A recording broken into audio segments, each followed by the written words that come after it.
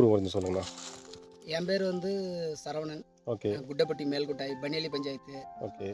உங்களுக்கு ப்ளூ ஆர்கானிக்ஸை பற்றி எப்படி தெரிய வந்துச்சு? நம்ம கம்பெனி பற்றி உங்களுக்கு எப்படி தெரியும்? இல்லை, நான் அட்வர்டைஸ்மெண்ட்டில் பார்த்தேன். ஓகே.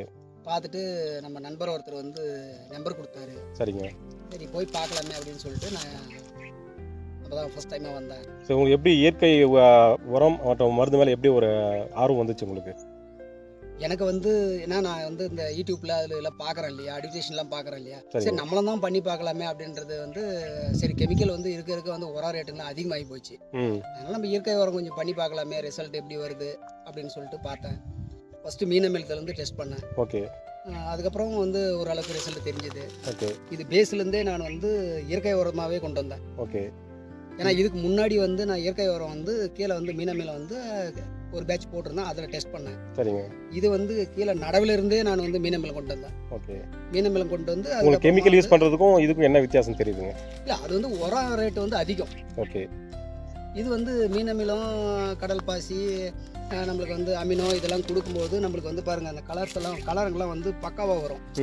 காயினுடைய கலருங்க வந்து இப்போ லாஸ்ட்டாக வந்து நம்ம அமினோ கொடுத்தீங்க, கடல் பாசி கொடுத்தீங்க நம்ம ப்ளூ ஆர்கானிக்ஸில். அதில் தான் இந்த ரிசல்ட் வந்திருக்குங்களா?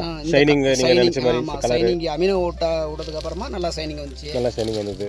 மீனமிலம் விடும்போது நல்லா வந்து செடி துளுக்குது. ஓகே. ரெண்டாவது வந்து பார்த்தீங்கன்னா நமக்கு நல்லா ரிசல்ட் நல்லா இருக்குது, அதுவும் நல்லா கலர் வருது, செடி வளர்ச்சி நல்லா இருக்குது. இந்த பச்சைத்தன்மை வந்து நிறையா இருக்குது. ஓகே. உங்கள் உரத்துக்கான செலவு வந்து மற்ற இதை கம்பேர் பண்ணும்போது ஆர்கானிக்கில் எப்படி இருக்குங்க? 50% 50% ரெடியூஸ் ஆயிருக்கு காஸ்ட்டு. ஆமாம். ஸோ அந்த இடத்துல நம்ம வந்து ஒரு 5000 செலவு பண்ணணும், ஒரு 2500 ஸோ எனக்கு வந்து இந்த அளவுக்கு நான் லைட்டு நான் வளர்க்கணும் அப்படின்னா ஃபர்ஸ்ட் பேட்சில் வந்து எனக்கு 1 lakh மேலே ஆயிடுச்சு. 1 லட்ச ரூபா ஆயிடுச்சு. ஓகே. இப்போ இந்த அளவுக்கு நான் வளர்த்து இந்த அளவுக்கு நான் வந்து இந்த கண்டினியூஸாக நான் அந்த அளவுக்கு நான் பண்ணிட்டு வந்தது வந்து ஆர்கானிக்கில் வந்து பார்த்தீங்கன்னா எனக்கு வந்து ஒரு 30,000 ரூபா. எனக்கு வந்து இதில் பார்த்தீங்கன்னா ஒரு 70,000 எனக்கு வந்து சேமிப்பாயிருக்கு. இதிலே சேமிப்பாயிருக்கு.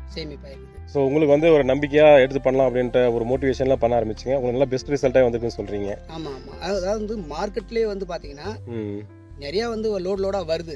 இருந்தாலும் வந்து அதில் வந்து நம்மளுக்கு வந்து இந்த கலர்ஸ் வந்து நல்லா இருக்குது.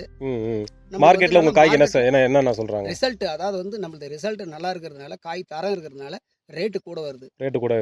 இன்னைக்கு வந்து 250 ரூபா 300 ரூபாய்க்கு வந்து கத்திரிக்காய் போகுது. ஓகே.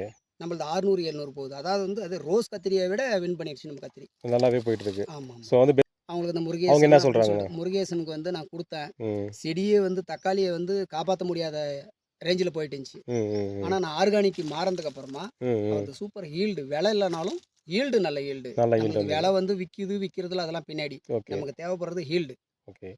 ஸோ வந்து இதை நம்ம இயற்கை உரம் பயன்படுத்துறதுனால நீங்கள் வந்து விலையும் கம்மியாகுது, செலவும் கம்மியாகுது, ப்ளஸ் வந்து ஈல்டும் நல்லா பெட்டராக வருது அப்படின்னு நீங்கள் சொல்கிறீங்க. ஸோ ரொம்ப நன்றி. தேங்க்யூண்ணா.